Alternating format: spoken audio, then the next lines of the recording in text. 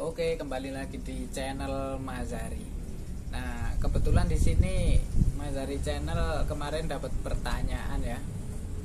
Itu sebenarnya kalau tanaman di dalam rumah bagus atau enggak sih? Maksudnya bagus secara estetika, bagus atau enggak, terus secara kesehatan dari si pemilik rumah juga bagus atau enggak, atau gimana lah pembahasannya. Kali ini Mazari channel akan memberikan jawabannya tentang itu. Berdasarkan dari pertanyaan itu kita akan bahas ya.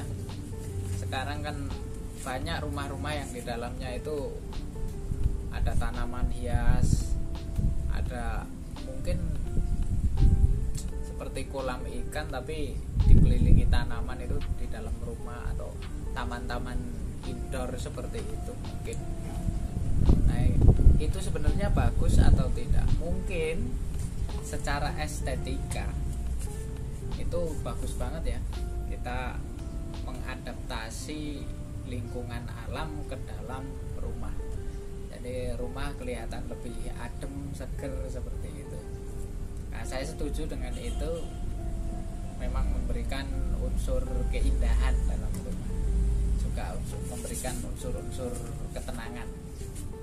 Nah, kali ini kita akan fokuskan efeknya bagi si pemilik rumah ketika ada tanaman yang mungkin bukan hanya satu ya, banyak di dalam rumah. Karena seperti yang kita tahu bahwa tanaman itu kan mengeluarkan karbon dioksida, sedangkan karbon dioksida sendiri untuk manusia itu sifatnya toksik. Nah, kita akan bahas karbon dioksida yang keluar dari tanaman itu berbentuk gas, guys. Ternyata kalau gas, seperti yang kita tahu, sifat daripada gas adalah dia akan terbang atau dia akan menguap karena sifatnya gas. Karena karbon dioksida yang dikeluarkan oleh tanaman itu bentuknya gas, jadi bisa kita perkirakan lah karbon dioksida yang dihasilkan daripada tanaman yang ada di dalam rumah itu pasti akan menguap ke atas. Nah, di sini bisa kita tarik simpulan, kalau ingin memberikan aksen atau menanam tanaman atau menaruh tanaman di dalam rumah, pastikan tinggi rumah Anda itu mencukupi.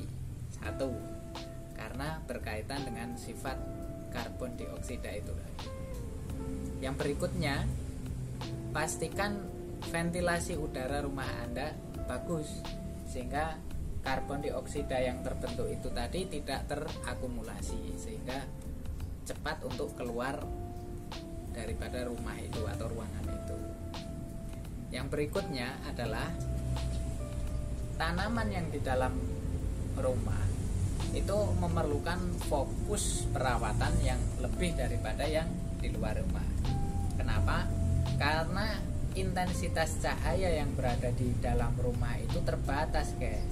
Jadi kalian harus benar-benar menata bagaimana sinar matahari itu tadi dapat masuk mengenai tanaman Anda itu secara cukup.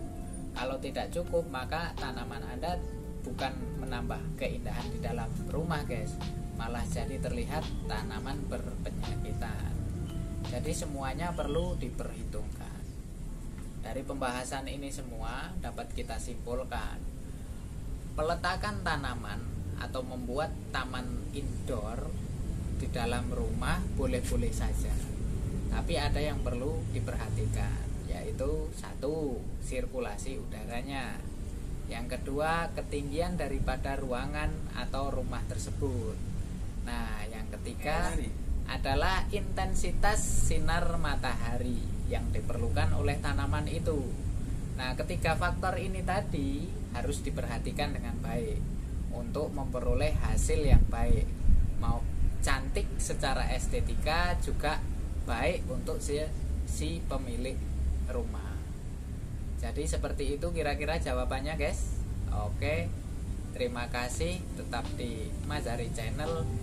Kita akan buat pembahasan-pembahasan tentang masalah-masalah perkebunan amatir berikutnya. Jangan lupa like, subscribe, dan share. Salam petani amatir, karena tidak ada profesional